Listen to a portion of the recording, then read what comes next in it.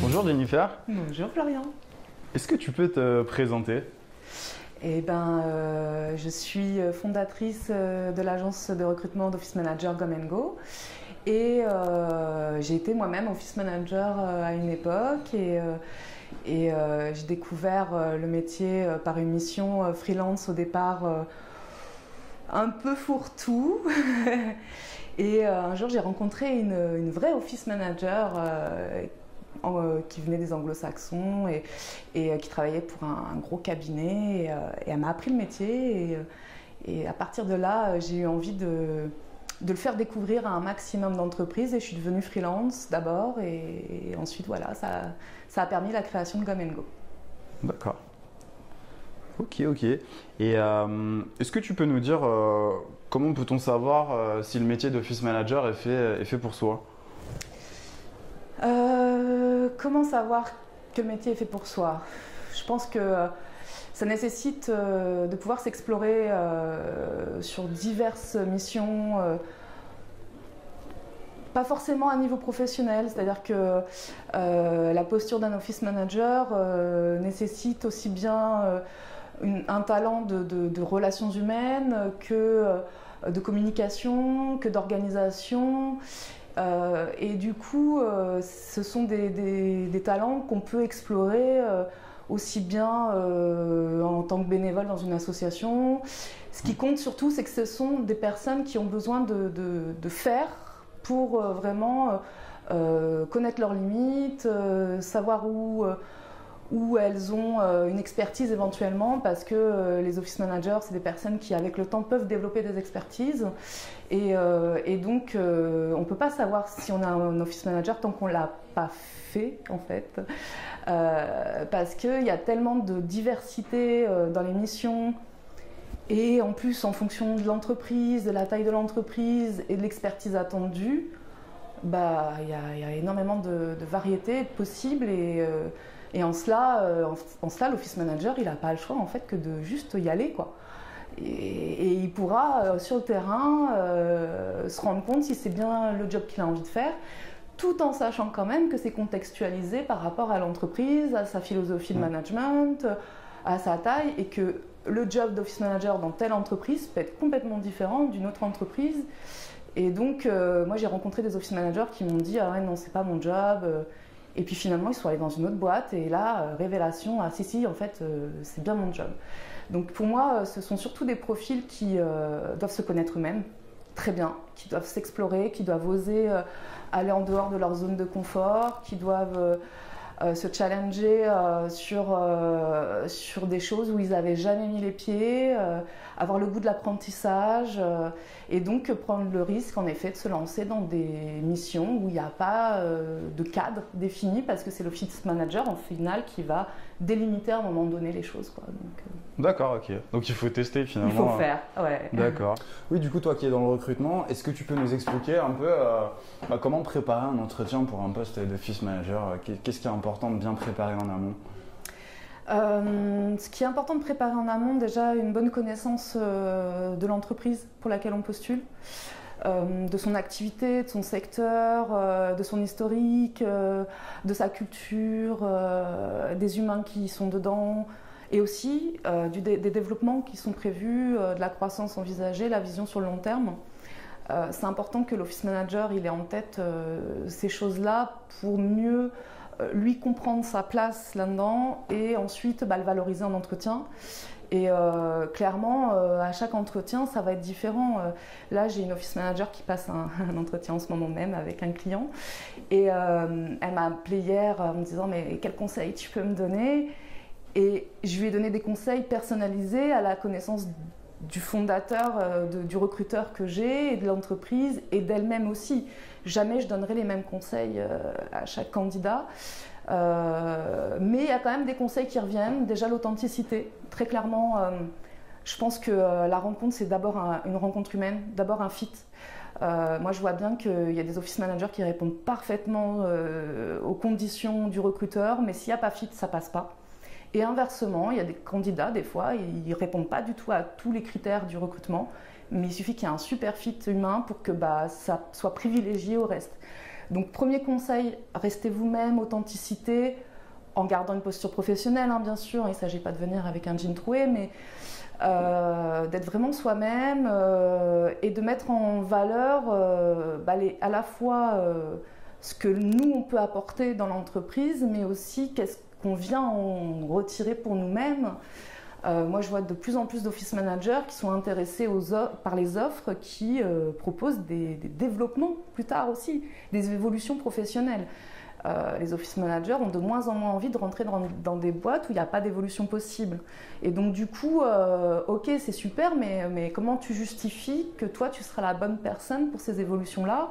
Et donc en entretien, je pense que c'est quelque chose déjà que l'office manager doit aborder pour montrer qu'il a une vision avec l'entreprise, qu'il peut se projeter dans l'entreprise et qu'il a une volonté durable et pérenne avec l'entreprise.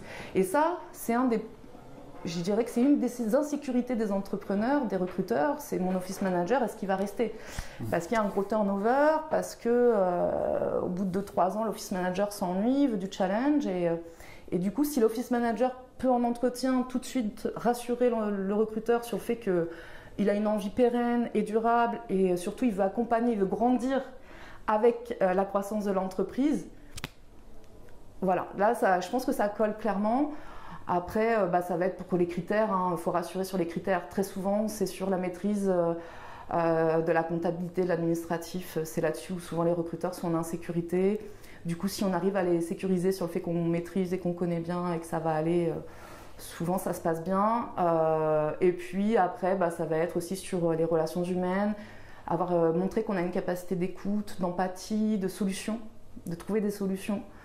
Moi je trouve toujours intéressant dans les CV et aussi en entretien que les office managers, qui pour moi sont des copilotes, des chefs de projet, puissent témoigner d'anecdotes, de projets qu'ils ont menés et des résultats qu'ils ont eus, des difficultés qu'ils ont rencontrées et comment ils les ont solutionnées. Et ça, c'est pas évident pour eux de l'avoir au taquet, quoi. Souvent, il faut que je leur dise, ils n'y pensent pas par eux-mêmes de le mettre en avant.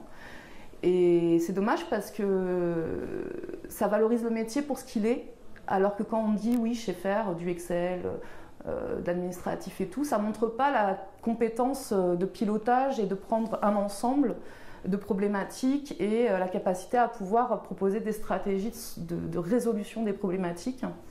Et je trouve que ça fait partie des choses que les office managers ont intérêt à mettre en avant en entretien, quoi. Cette capacité à pouvoir partir d'une problématique et mener un projet jusqu'à son développement et jusqu'à sa réalisation. Donc, ouais, ça fait partie des choses importantes, je pense. Donc en fait, plutôt que de mettre en avant des compétences, tu conseilles plutôt de mettre en avant les résultats et la globalité d'un projet qu'un office manager a pu apporter, plutôt que simplement énoncer par des bullet points différentes compétences. Les compétences, ça va très vite en général. Ça va très très vite de checker les capacités de compétences d'un office manager. Si on veut qu'il parle anglais, on parle anglais 5 minutes et c'est bon. Pareil pour l'écrit. Pour Excel, c'est pareil, hein. C'est vite fait de savoir si l'office manager il maîtrise bien Excel. On lui demande une formule type et voilà, hein, c'est très bien. Hein. Donc il y a des questions de type qui permettent de tout de suite checker ces choses-là. Et j'ai envie de dire, c'est pas ça le plus important parce qu'au final, c'est des compétences qui s'apprennent vite. Moi, mon premier job d'office manager, je n'avais jamais utilisé Excel depuis l'école.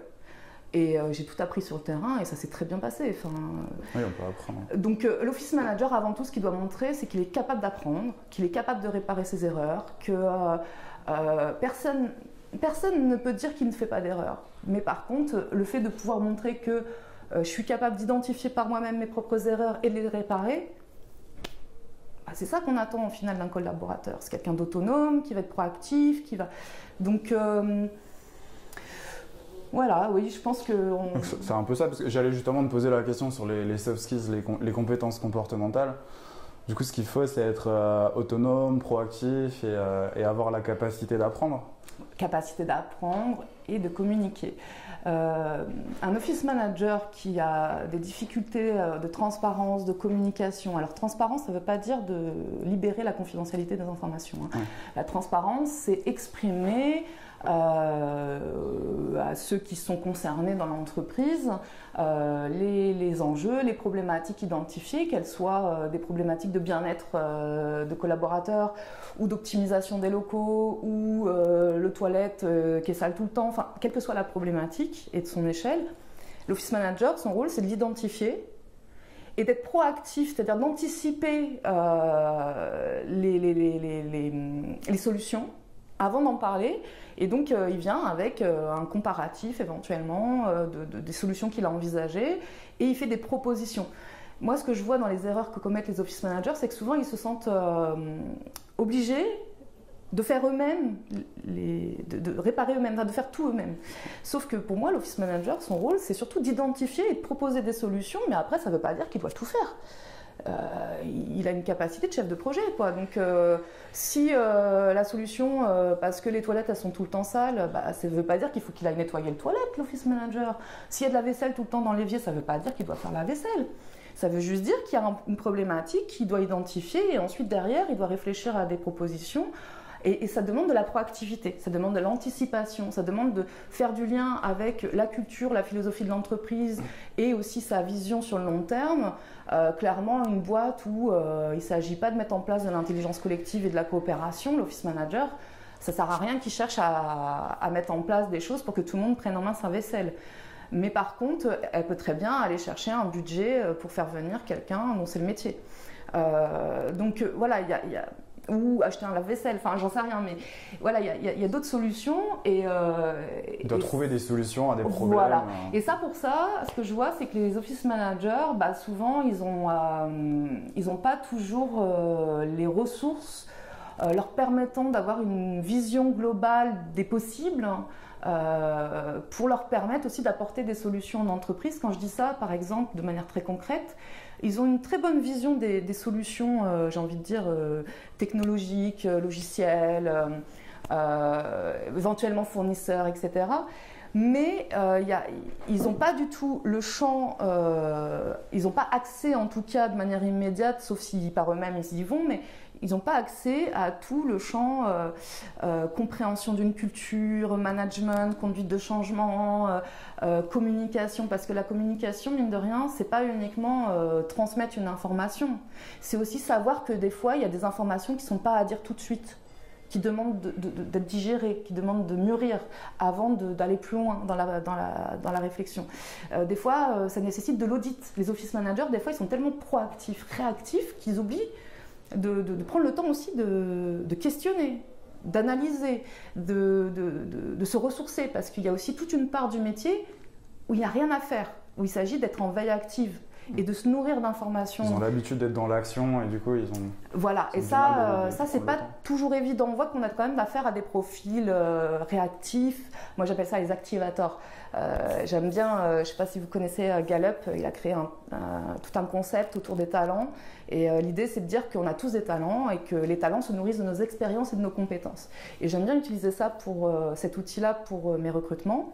Parce que, oui, un talent de communication, ça se nourrit aussi bien d'une capacité à pouvoir utiliser les réseaux sociaux, mais c'est aussi avoir une compréhension de l'humain, de son individualité, de où il en est. Et donc, si mon fondateur, en ce moment, il est en train de faire une levée de fonds, il est super stressé parce qu'il est en train de rencontrer des investisseurs sans arrêt, et que moi, j'ai identifié une problématique que je peux résoudre toute seule, vas-y, je le laisse tranquille, mon fondateur.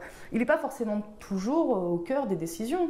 Et du coup, l'office manager, il y a dans ces moments-là, il doit quelque part prendre la place de ce fondateur qui est de celui qui réfléchit, qui va aussi poser les choses sur la table, éventuellement avec un Slack, qui va faire participer l'équipe. Donc ça, c'est un sujet, mine de rien, où je vois bien que les office managers n'ont pas encore le réflexe. Aller se former à Excel, le juridique, le RH et tout, ça va. Mais comment mener une conduite de changement, comment communiquer à mes collaborateurs, comment animer une culture d'entreprise, etc. C'est encore quelque chose qui n'est pas évident, c'est pas accessible, c'est pas dans l'écosystème direct de l'entreprise.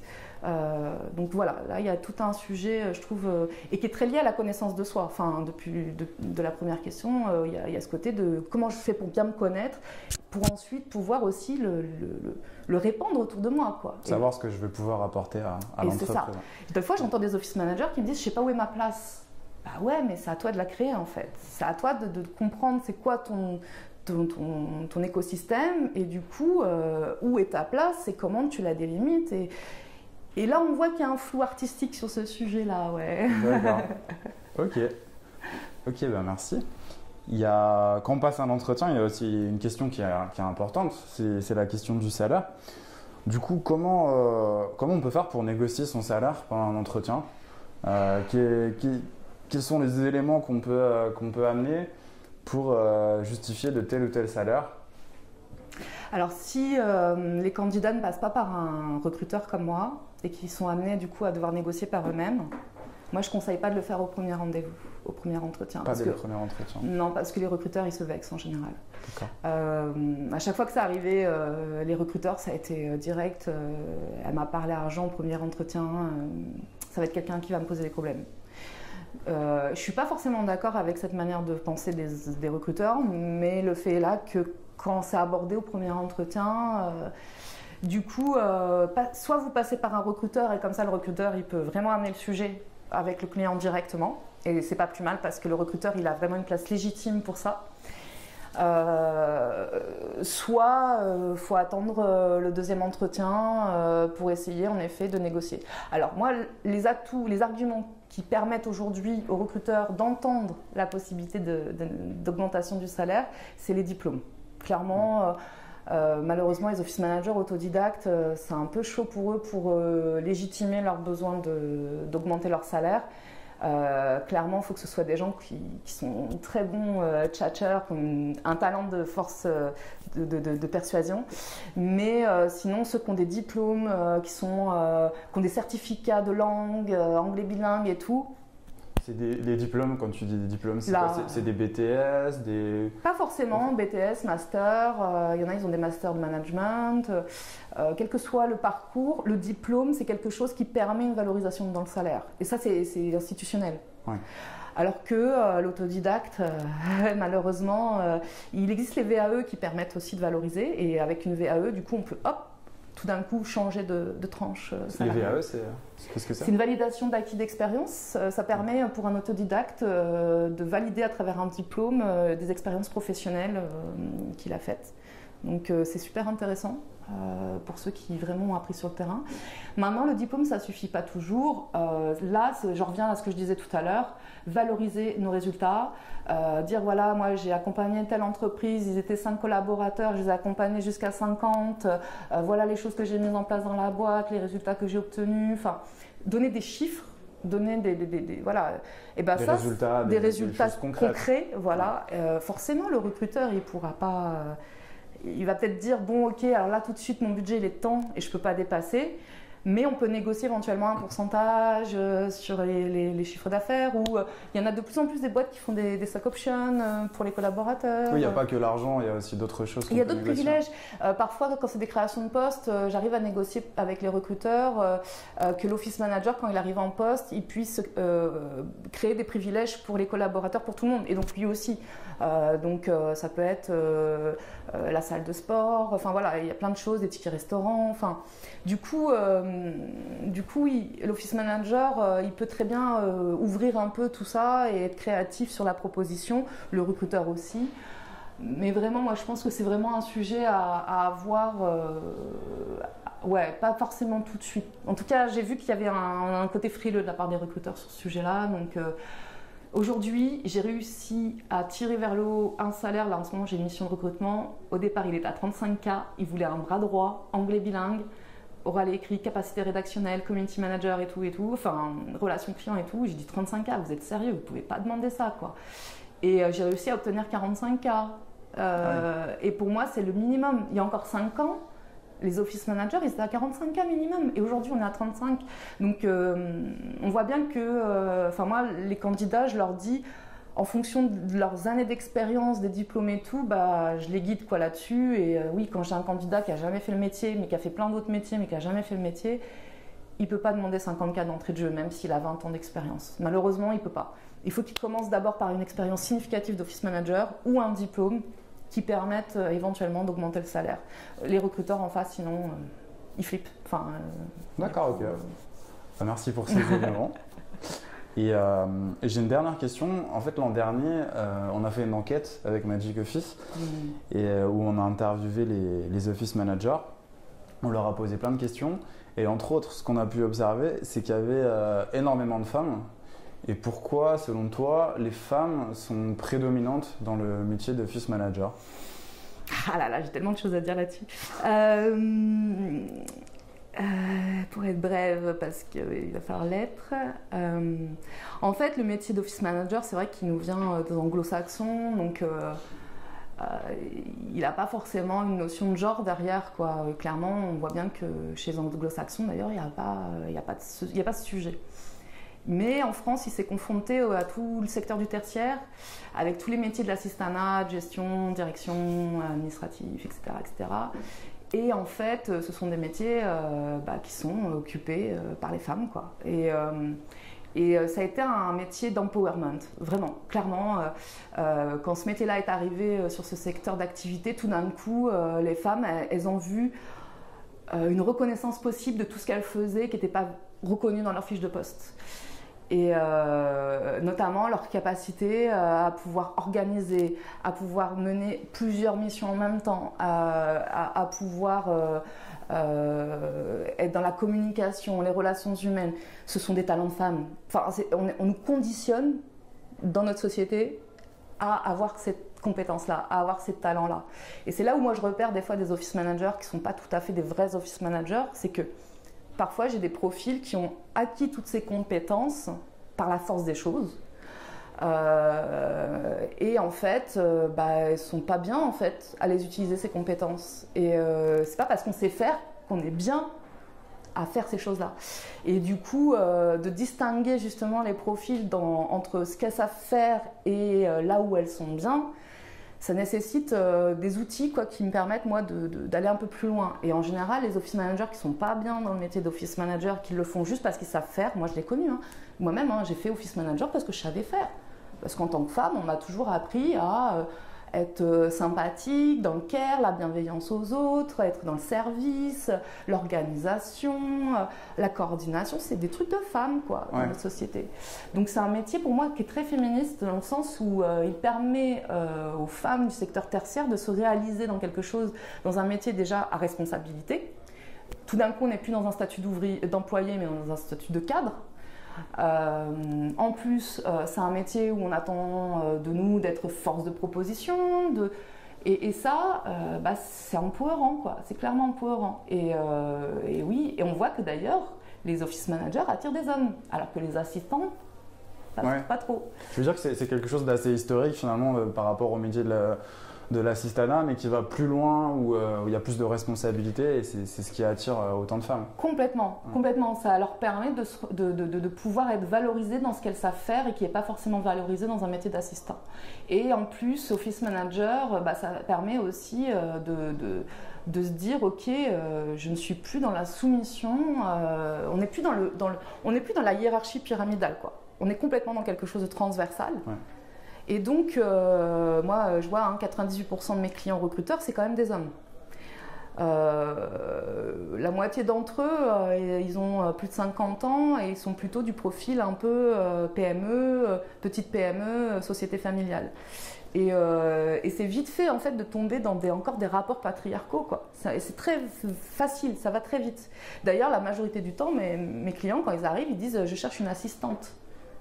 Je dis, mais pourquoi vous cherchez une assistante? C'est quoi l'émission derrière? Et en fait, non, c'est bien un office manager dont ils veulent. Et quasiment tout le temps, on me demande des femmes parce que déjà, il y a le sujet de la parité. Alors, il suffit que la boîte, elle ait que des devs. Du coup, ils veulent une femme pour féminiser. Et je leur dis, mais essayez de trouver des devs femmes dans ce cas. Enfin, il en existe. Et puis, oui, mais il y a aussi ce côté de l'habitude que l'assistante, ce soit une femme, quoi. Et ouais, je pense qu'il y a un vrai sujet pour les office managers. L'office manager, c'est lui qui sait tout. Il sait tout. Et le savoir, c'est le pouvoir.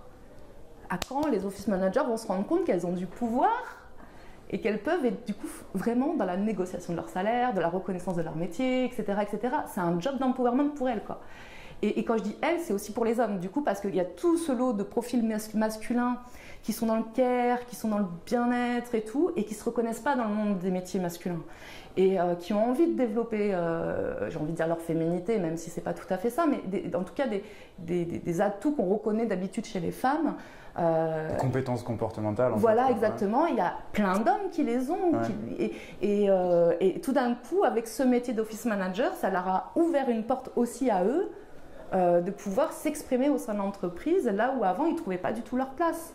Et du coup, c'est un métier féminin, clairement. Après, il y a du masculin dans le sens où il y a quand même derrière un goût pour la performance, l'action, la proactivité. C'est quand même, il y a du leadership quand même dans ce profil. Bien sûr. Et du coup, ça demande une bonne harmonie de ce qu'on appelle en effet le féminin et le masculin. Et je pense que toutes ces femmes qui étaient dans une volonté un peu proactive, leadership et tout, elles se reconnaissent enfin dans ce métier. En tout cas, ça a été le cas pour moi et c'est clairement le cas pour la plupart des office managers avec qui j'ai parlé. Pour toi, qu'est-ce que la magie ? Alors là... Pour moi, la magie, en fait, c'est pas forcément quelque chose d'impossible, au contraire. La magie, c'est la capacité à transformer et à enchanter. C'est la capacité à magnifier, à rendre magnifique. Je pense que la magie, c'est partir d'un élément et ouais, l'embellir, l'enrichir, le faire grandir. Et du coup, ouais, voilà. Pour moi, la magie, c'est pas quelque chose d'extraordinaire. En tout cas, c'est vraiment quelque chose qui fait partie de notre vie, du quotidien. Tout est magique. Le fait d'être là ensemble, c'est magique. Les rencontres, c'est magique. Du coup, ouais, voilà, la magie, c'est aussi une fleur qui évolue à chaque nouvelle naissance parce que le papillon qui vient dessus, il met ses nids et que la fleur, elle se défend et qu'elle fait des stratégies à chaque nouvelle évolution. Enfin, tout ça, c'est magique, quoi. La vie, elle est magique en soi. Donc, tu veux dire que c'est quelque chose d'accessible et à tous et au quotidien. Ouais. La magie, c'est en nous, quoi. Elle est en nous. L'humain est magique, il est créateur de magie, mais tout le temps, quoi. D'accord, ok. Merci beaucoup pour ces réponses, Jennifer. C'était très intéressant. Merci pour tous les éléments. Et puis à bientôt. À bientôt. Merci beaucoup.